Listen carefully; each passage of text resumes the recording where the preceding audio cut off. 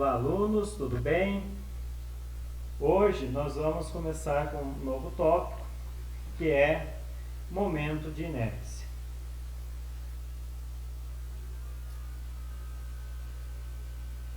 Momento de inércia.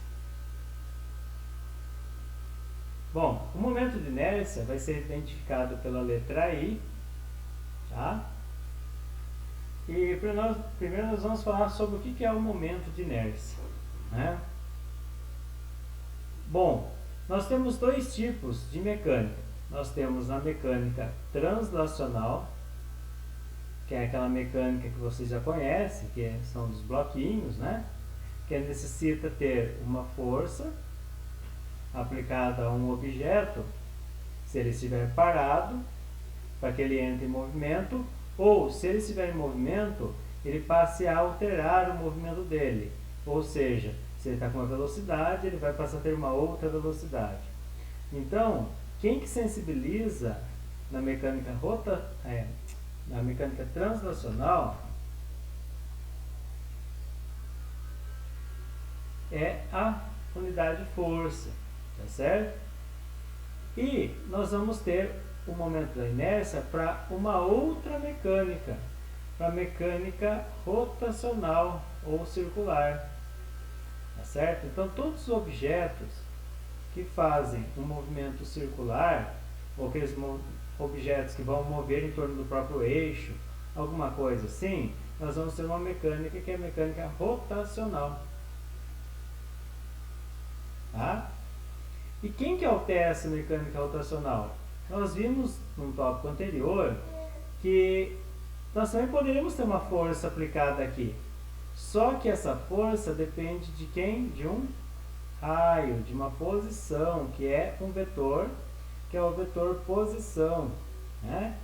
E esse vetor posição ele pode se modificar ao longo desse eixo, né, que ele está. Então ele possui um eixo aqui, e aqui a gente vai diferenciar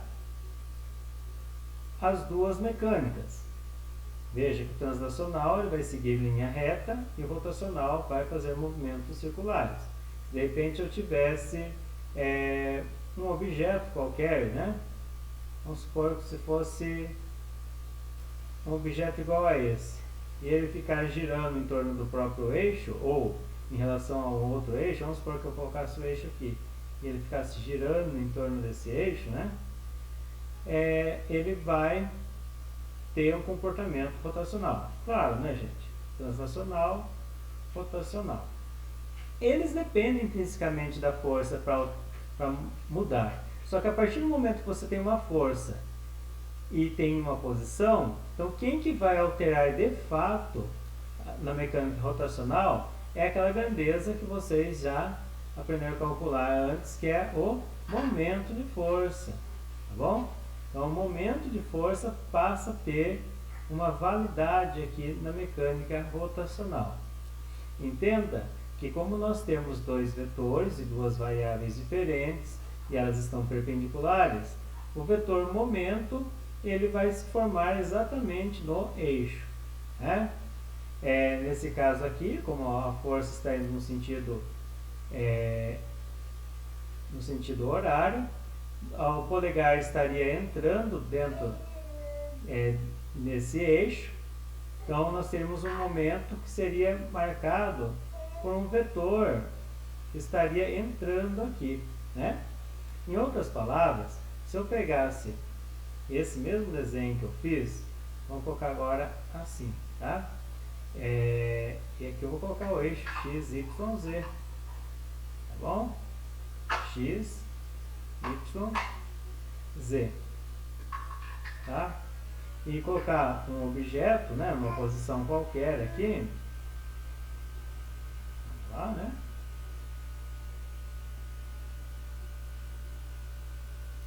Olha o que vai acontecer. Então ele tem uma posição, né?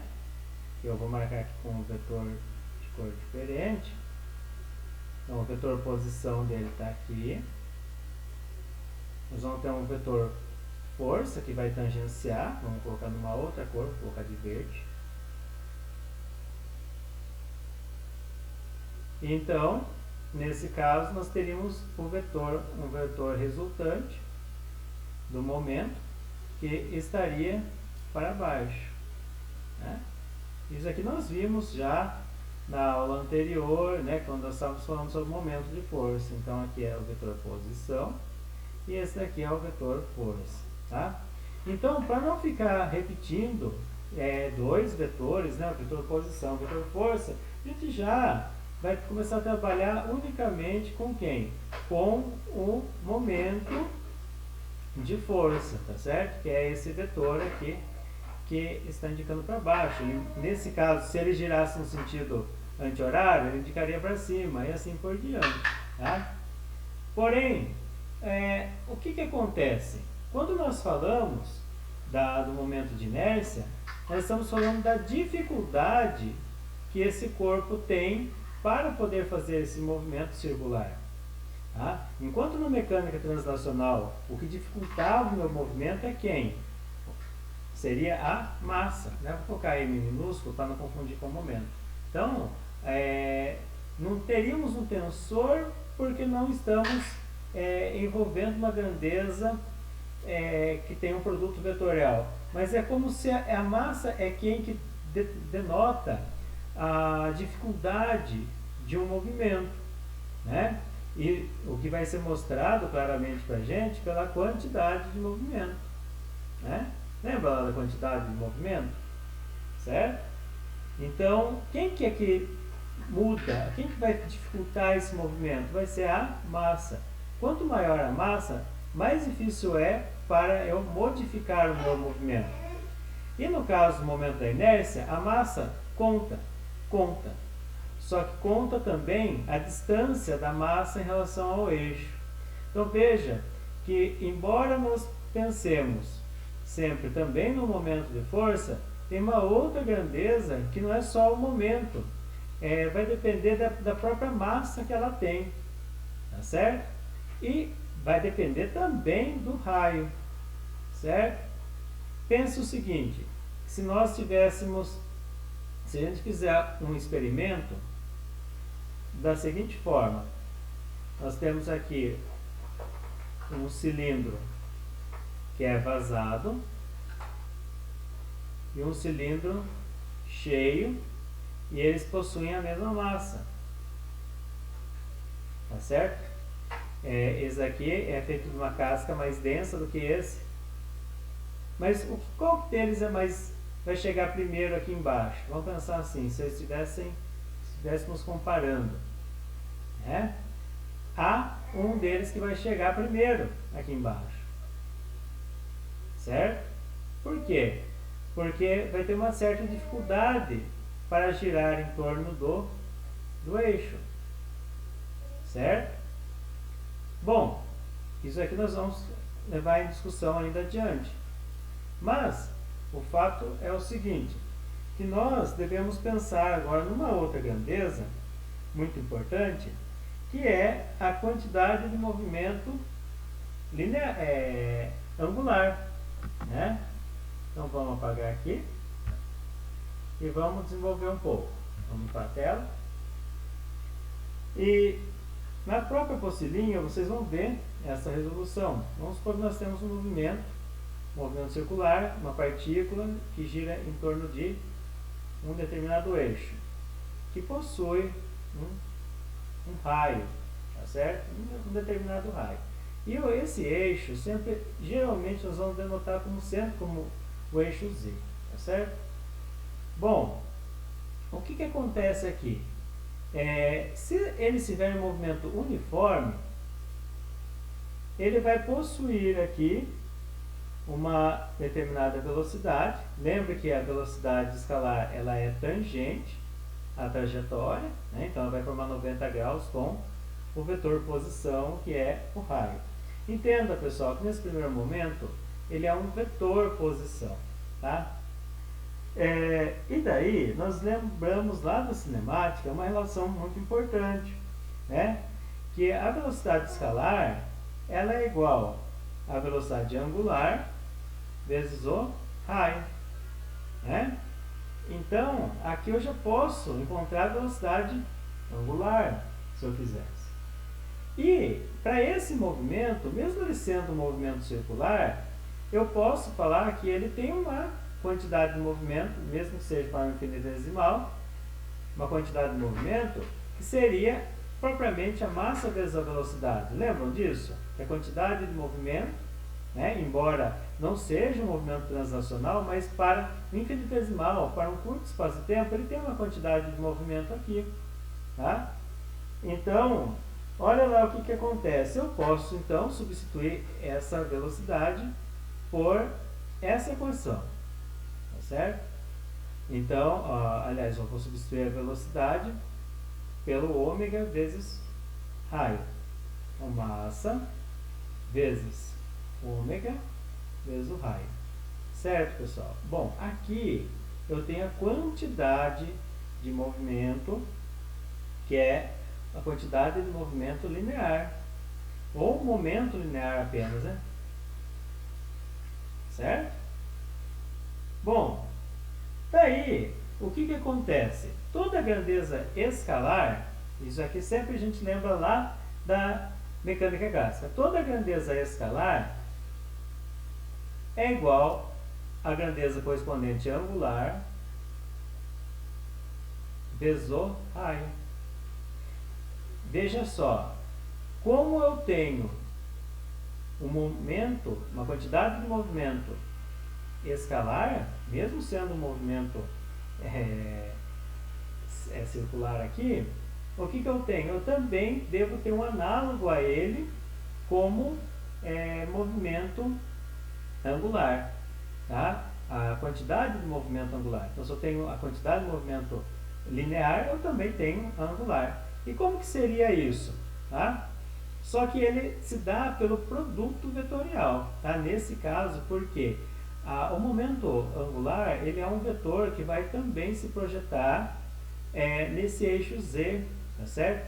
Pela regra da mão direita, o que acontece? Nós vamos ter um vetor que é chamado de vetor L aqui para cima, tá?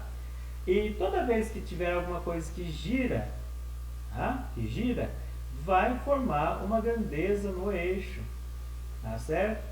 É a mesma coisa quando a gente tinha lá o vetor posição, o vetor força, que formava 90 graus, formava o vetor momento de força que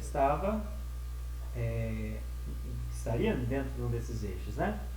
Beleza, tá, pessoal? Então vamos lá, vamos continuar.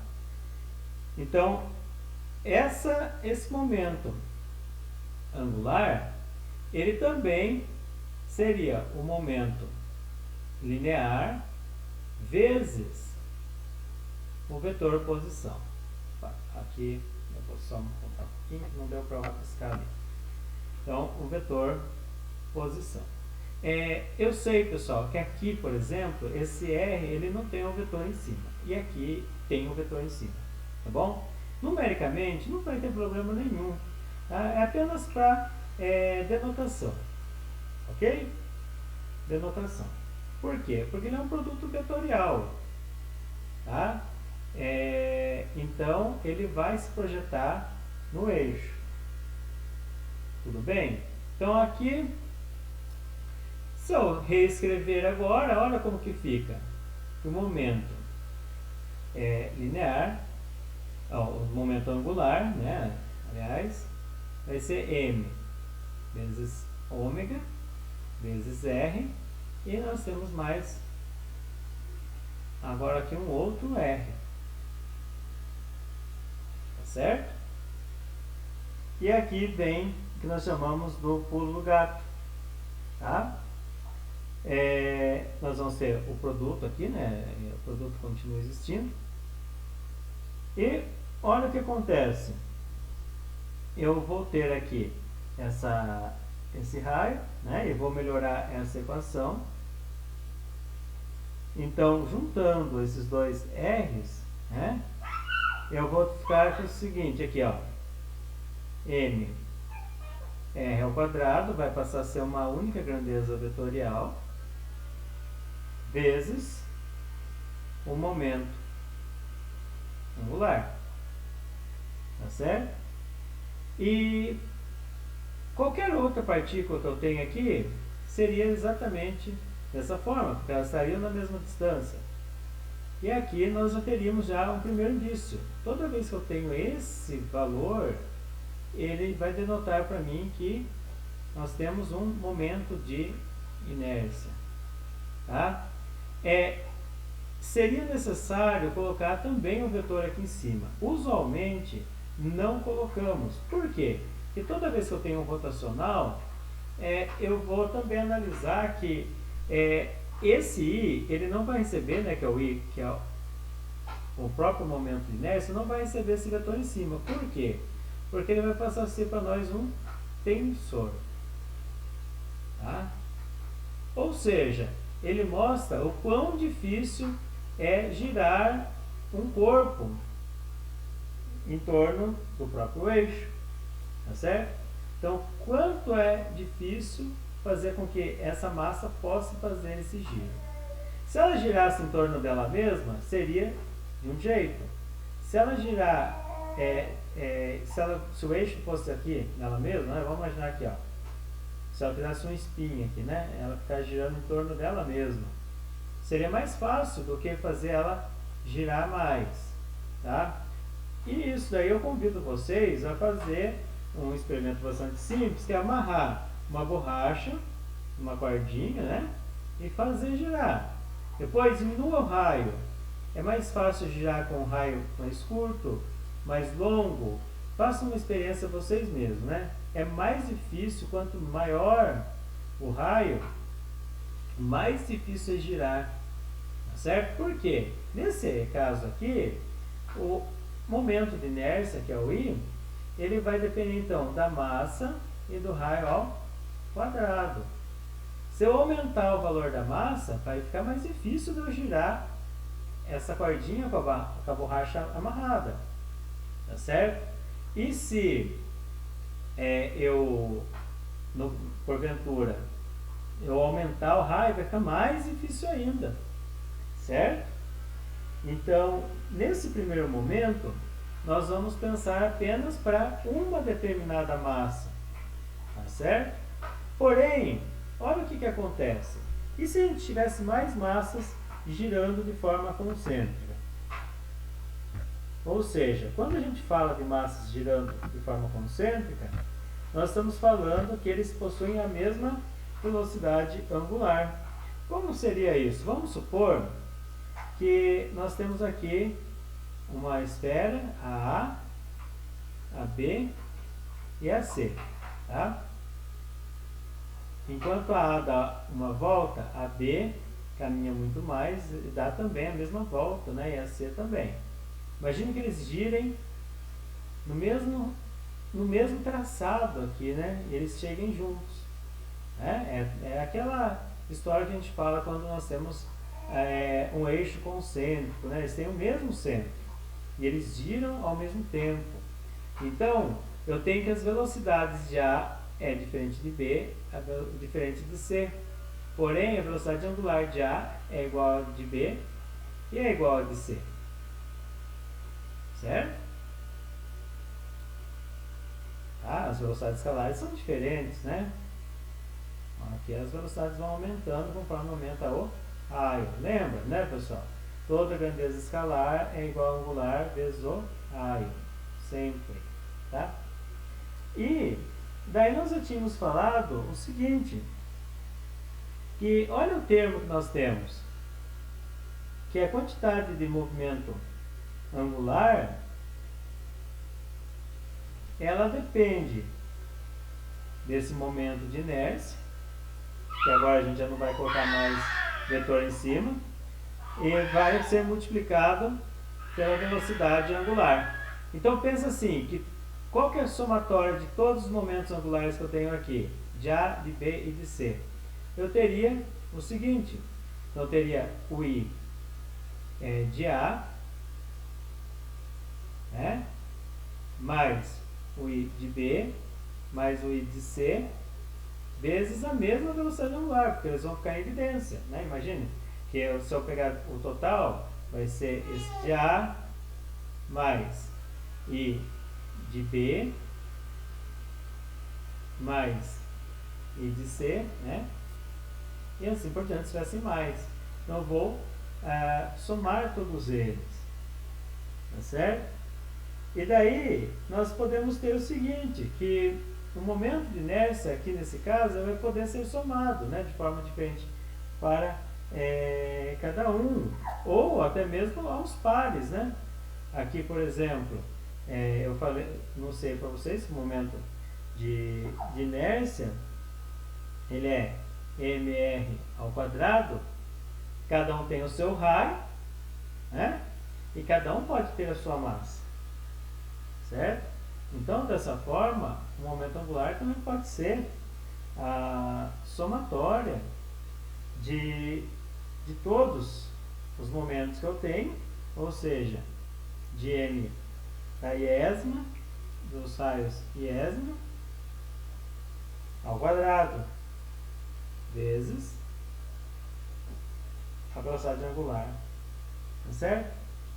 E quando nós temos uma soma, então a gente pode definir então que o momento de inércia total ele seria uma somatória, né? Daí a gente pega daqui, né, esse conceito, uma somatória de todas as massas infinitesimais com seus raios infinitesimais ao quadrado,